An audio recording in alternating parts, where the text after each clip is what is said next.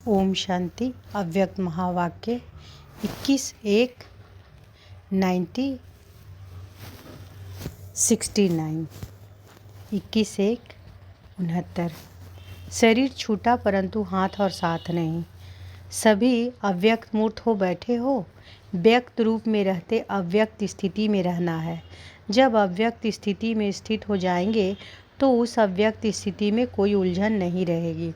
वर्तमान समय चल रहे सभी पाठ आप बच्चों को अति शीघ्र अव्यक्त बनाने के साधन है। डगमग होने की ज़रूरत नहीं है। डगमग होने की ज़रूरत नहीं। शुरू में यज्ञ की स्थापना भी अनायास हो गई थी। जब आप शुरू से यज्ञ की स्थापना में आए थे तो आप सभी ने से निश्चय पत्र लिखाए थे। यही निश्चय लिखाते थे कि अगर ब्रह्मा चला जाए तब भी हमारी अवस्था, हमारा निश्चय अटल रहेगा। वह निश्चय पत्र याद है?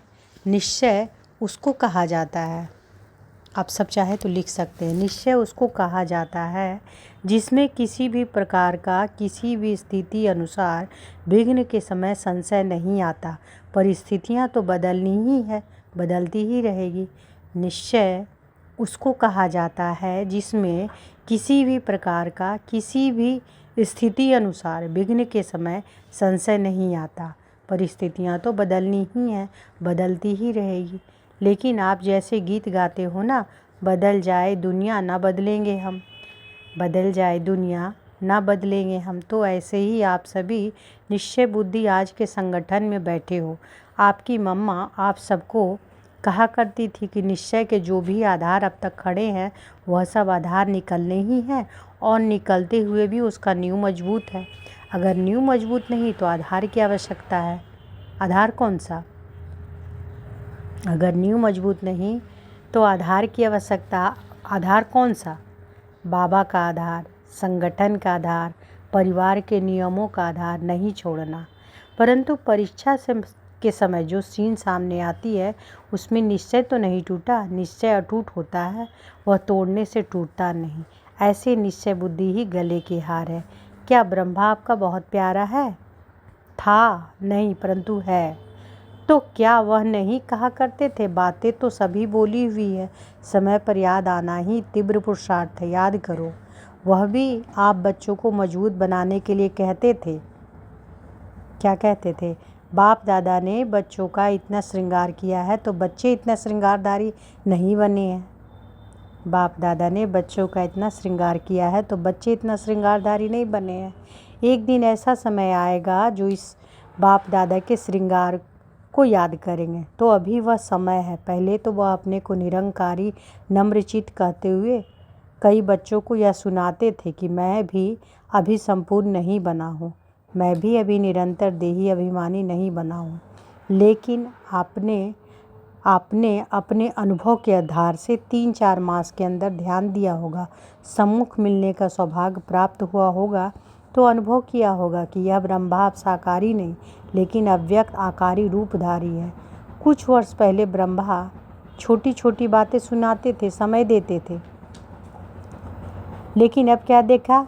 इन छोटी छोटी बातों को न सुनने का कारण यही था कि यह समय निरंतर याद में बीते। क्या आप बच्चों ने उनके तन द्वारा कभी नोट नहीं किया कि उनके मस्तक में सितारा चमकता हुआ नजर आता था? अव्यक्त स्थिति में जो होंगे उन्होंने अव्यक्त मूर्त को जाना पहचाना। जो खुद अव्यक्त अवस्था में नहीं रहते थे उन्होंने अमूल्य रत्न को पूरी रीति नहीं पहचाना। अभी भी स्थापना का कार्य ब्रह्मा का है, ना कि हमारा। अभी भी आप बच्चों की पालना ब्रह्मा द्वारा ही होगी। स्थापना के अंत तक ब्रह्मा का ही पाठ है। अभी आप सभी बच्चे सोचते होंगे कि ब्रह्मा द्वारा पढ़ाई होगी। यूँ तो वास्तव में अवस्था के प्रमाण कैसे क्यों के क्वेश्चन उठने नहीं चाहिए, लेकिन कई बच्चों के अंदर प्रश्न तो क्या, लेकिन काफ़ी हलचल का सागर शुरू हो गया है। यह पहला पेपर बहुत थोड़ों ने पास किया। कुछ तो धैर्य रखो। जब अविनाशी ज्ञान है, अविनाशी पढ़ाई है, तो फिर यह प्रश्नों की हलचल क्यों?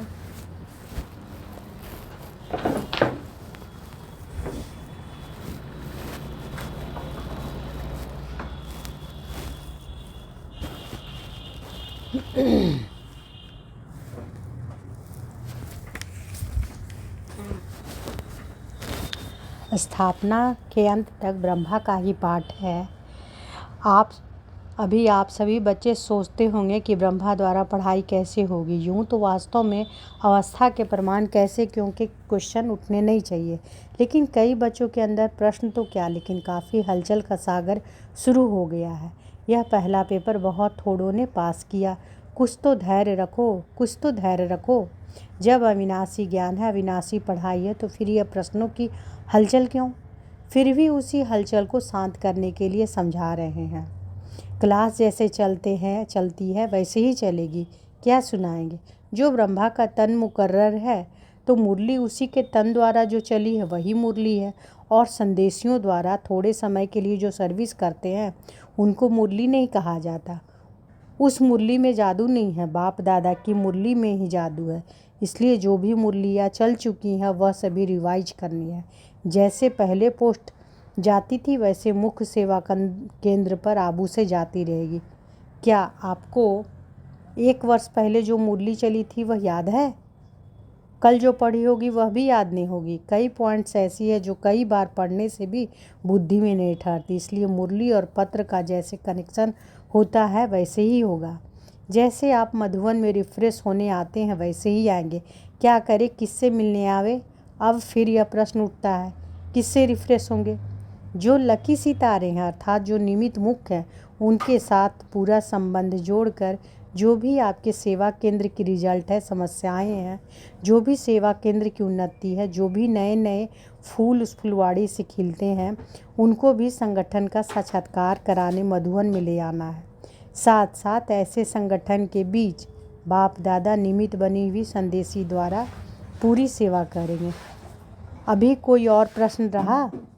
आप सोचते होंगे कि लोग पूछेंगे कि आपका ब्रह्मा बाबा 100 वर्ष से पहले ही चला गया।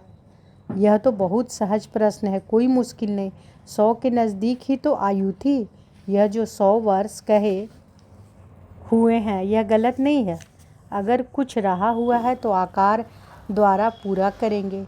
100 वर्ष ब्रह्मा की स्थापना का पाठ है, वह तो 100 वर्ष पूरा होना ही है। लेकिन बीच में ब्रह्मा के बाद ब्राह्मणों का जो पाठ है वह अब चलना है। ब्रह्मा ने ब्राह्मण किस लिए रचे? यह ब्रह्मा अपनी रचना को देखेंगे नहीं? क्या आपको अब संगम पर जिम्मेवारी का ताज नहीं देंगे? तो सतयुग में देवता कैसे बनेंगे? यहाँ की जिम्मेवारी ही वहाँ की नींव डालती है। यहाँ की जिम्मेवारी ही वहाँ की नींव डालती है। इसलिए जो भी आप बच्चों से प्रश्न करते हैं उन्हें यही उत्तर दो कि ब्रह्मा की स्थापना तो चलनी ही है। अभी बच्चों की पढ़ाई का समय बिल्कुल ही नज़दीक है। यह तो हर एक मुरली में मम्मा के बाद इशारा किया है। क्या पेपर में तिथि तारीख बताई जाती है? जो पहले से ही बताया जाए उसको क्या पेपर कहेंगे? पेपर वह होता है जो अचानक होता है। किसी के मन में जो होता है वह अचानक नहीं कहलाता। रिजल्ट में क्या देखा? पूरे पास नहीं हुए, कुछ पूरे पास नहीं।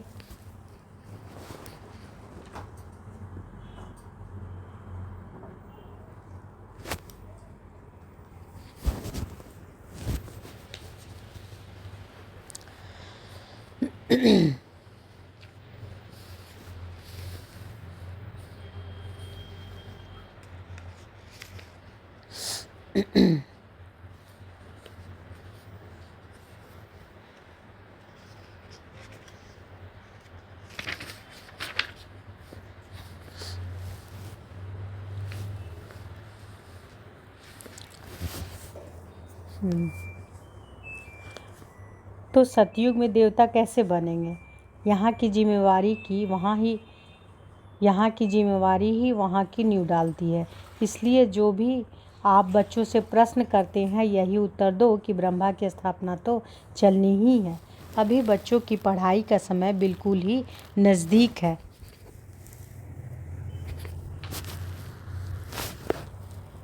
यह तो हर एक मुरली में मम्मा के बाद इशारा दिया है। क्या पेपर में तिथि तारीख बताई जाती है? जो पहले से ही बताया जाए उसको क्या पेपर कहेंगे? पेपर वह होता है जो अचानक होता है। किसी के मन में जो होता है वह अचानक नहीं कहलाता। रिजल्ट में क्या देखा? पूरे पास नहीं हुए, कुछ न कुछ कमी एक एक में देखी। फिर भी बहुत अच्छा, क्योंकि सब समय पुरुषार्थ का है। उस प्रमाण रिजल्ट अच्छी ही कहेंगे। बाकी तो बाप और दादा दोनों ही एक बात पर खुश थे। वह कौन सी? बच्चों ने संगठन और स्नेह दोनों का सबूत दिया। ब्रह्मा वतन से देख रहे थे कि कैसे कैसे कोई आता है, कब कब आता है, किस रुहाब से आता है, किस स्थिति से मिलते हैं। यह रिजल्ट भी बाप दादा दोनों ही इकट्ठे देखते रहे। तो हर एक खुद को देखे और खुद में जो कमी है उसको भरे। बाकी आज के सभी के लिए कौन निमित्त है वह तो आप जानते ही हैं। बाकी आज से सभी के लिए कौन निमित्त है वह तो आप जानते ही हैं। दीदी तो है, साथ में कुमार का मददगार है। जैसे और सभी लिखा पढ़ी चलती थी वैसे ही हेडक्वार्टर में चलती रहेगी। यह दोनों आप सभी को देख रेख करती रहेंगी। अगर आवश्यकता हुई तो आप सभी के सेवा केंद्रों पर चक्कर लगाती रहेंगी। लेकिन अब का पेपर क्या है? यह तो अचानक पेपर निकला, परंतु जो आने वाला पेपर है यह बताते हैं। अब एक मत अंतर्मुख और अव्यक्त स्थिति में स्थित होकर संबंध में आओ। अब एक मत अंतर्मुख और अव्यक्त स्थिति में स्थित होकर संबंध में आओ। बाप दादा जो पेपर बता रहे हैं उसकी रिजल्ट देखेंगे। पिछाड़ी के समय ब्रह्मातन द्वारा जो शिक्षा दी है वह तो सभी ने सुनी होगी और याद भी होगी। आज के दिन इस संगठन के बीच कुछ देने भी आए हैं तो कुछ लेने भी आए हैं। तो जो लेंगे वह देने के लिए तैयार हैं? बाबा पूछते हैं। जिसके दिल में कुछ संकल्प आता हो कि ना मालूम क्या हो, ऐसी तो कोई बात नहीं होगी, वह हाथ उठावे। अगर सभी संतुष्ट हैं तो जो लेंगे उसको देने में भी संतुष्ट रहेंगे।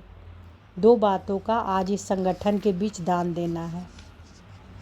ध्यान से सुनिए, दो बातों का आज इस संगठन के बीच दान देना है। कौन सी दो बातें? एक मुख्य बात है कि आज से आपस में एक दो का अवगुण न देखना, न सुनना, न चित्त पर रखना। तो बाबा क्या बोल रहे हैं? दो बातों का दान देना है। कौन सी दो बातें? एक मुख्य बात कि आज से आपस में एक दो का अवगुण न देखना, न सुनना, न चित्त पर रखना। अगर कोई बहन या भाई भी कि कोई भी बात देखने में आए तो निमित्त बने हुए जो हैं उनके द्वारा उनको इशारा दिला सकते हो। दूसरी बात, कई लोग आपके निश्चय को डगमग करने के लिए बातें बोलेंगे, आवाज़ फैलाएंगे। अब देखिए यह संस्था कैसे चलती है, लेकिन उन लोगों को यह मालूम नहीं कि इन्हों का आधार अविनाशी है। दूसरा यह भी ध्यान में रखना है कि कोई भी हिलाने की कोशिश करे तो जैसे आप बच्चों का कल पहले का गायन है, अंगद के समान पाँव को नहीं हिलाना। ऐसे निश्चय बुद्धि अडोल एक रस ही जो आने वाला लास्ट पेपर है इनमें पास होंगे। और ही ब्रह्मा द्वारा जो इतने ब्राह्मण रचे हैं, तो क्या बाप के जब बच्चे बड़े हो जाते हैं तो बाप रिटायर्ड नहीं होता? अब ऐसे समझो कि बाप रिटायर अवस्था में भी आपके साथ है। आप बच्चों को कार्य देकर देखते रहेंगे। शरीर छूटा परंतु हाथ साथ नहीं छूटा, बुद्धि का साथ साथ नहीं छूटा, वह तो अविनाशी कायम रहेगा।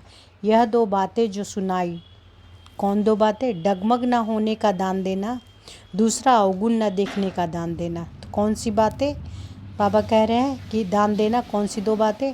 डगमग न होने का दान देना, अवगुण न देखने का दान देना।